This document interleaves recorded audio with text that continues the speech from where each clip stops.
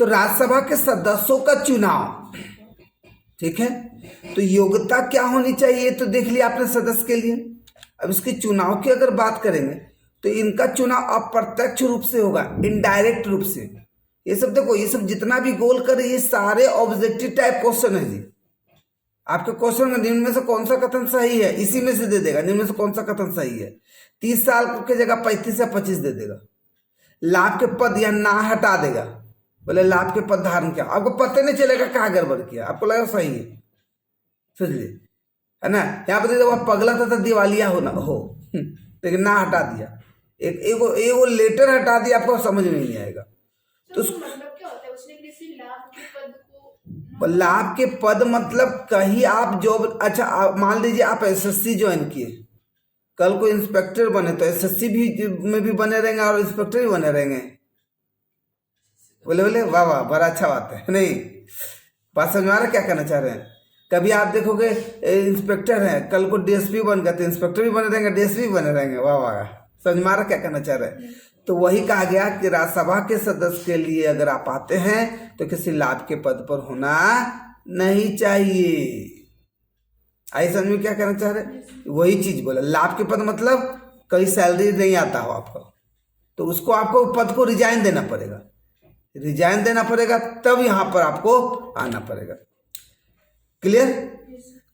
राज्यसभा के सदस्यों का चुनाव अप्रत्यक्ष रूप से होता है और अनुच्छेद 80 के खंड 4 के अनुसार राज्यसभा के सदस्यों का निर्वाचन राज्य की विधानसभाओं के निर्वाचित सदस्यों द्वारा आनुपातिक प्रतिनिधित्व पद्धति के अनुसार एकल संक्रमणीय पद्धति द्वारा होता। देखो ये अभी हमने पहले भी बताया, कभी भी चुनाव को निर्वाचित सदस्यों के बारे में बोले तो सबसे पहला एग्जाम में आपका ये ऑप्शन दिखेगा, अनुपातिक प्रतिनिधित्व प्रणाली, बोले तो रेशनल रिप्रेजेंटेटिव सिस्टम।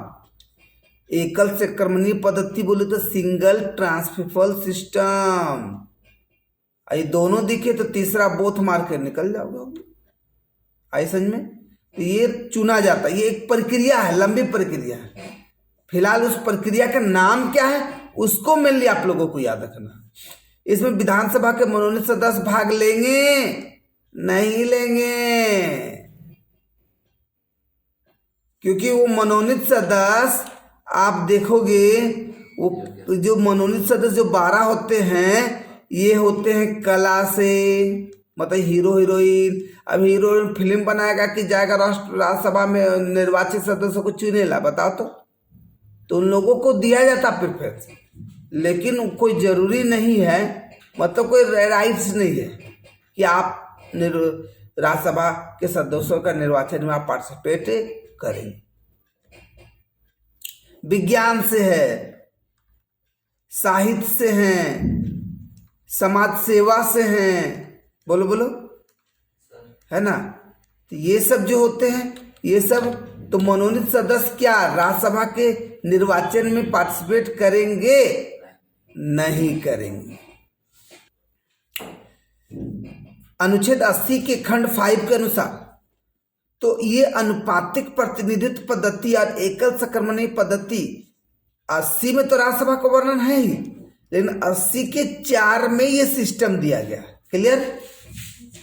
लेकिन 80 के 5 में आते हैं तो यूटी के प्रतिनिधियों का चुनाव संसद द्वारा पारित विधि के अनुसार किया जाता है। तो बताइए यूटी से कितने मेंबर लिए जाते हैं? 4। अभी हमने बताया था, है ना, लेग हमने आप लोगों को दिखाया। तो आप देखोगे केवल वही व्यक्ति इसका चुनाव लड़ सकता है, केवल वही व्यक्ति इसका चुनाव लड़ सकता है जो भारत का नागरिक हो और जिसकी आयु 30 वर्ष से कम नहीं हो। जो व्यक्ति राज्यसभा का चुनाव लड़ना चाहता है उसके लिए यह आवश्यक है कि वह निर्वाचन आयोग द्वारा, मतलब इलेक्शन कमीशन के द्वारा इस नियमित प्राधिकृत बोले तो ऑथोराइज किसी व्यक्ति के समक्ष अनुसूची 3 में इस प्रयोजन के लिए दिए गए प्रारूप के अनुसार शपथ ले। तो आपको यहाँ से भी क्वेश्चन आते हैं कि अनुसूची 3 में किसका वर्णन, तो शपथ का वर्णन। जो भी आदमी पद लेते हैं, जो भी मंत्रालय ग्रहण करते हैं, पद लेते हैं, वहाँ पर अनुसूची 3 के अंतर्गत शपथ लेने का काम करते हैं कि मैं दिस डेट हमेशा इस पद पर कार्यरत रहूंगा और पूरी ईमानदारी और निष्ठा के साथ काम करता रहूंगा, शपथ लेने का काम करता। तो शपथ का उल्लेख किस अनुसूची में, अनुसूची बोले तो लिस्ट, किस लिस्ट में, 3 में। 5 संघ शासित क्षेत्र है कितने सर यूटी जी, यूटी है कितने, 8। इसमें 5 की बात की जा रही है। अंडमान निकोबार द्वीप समूह, दमन द्वीप। देखिए जब जब बता रहे होंगे तो आप लोगों को दिख भी रहा होगा, अच्छा अंडमान निकोबार किधर है, दमन द्वीप किधर है ना। इसलिए शुरू से मैपिंग वर्क करवाते हुए हम आए हैं, ठीक है, तो दिखना चाहिए, ज़्यादा मजा आता है। लक्षद्वीप, चंडीगढ़, दादर नागर हवेली को राज्यसभा में प्रतिनिधित्व प्राप्त नहीं है, याद रखेंगे।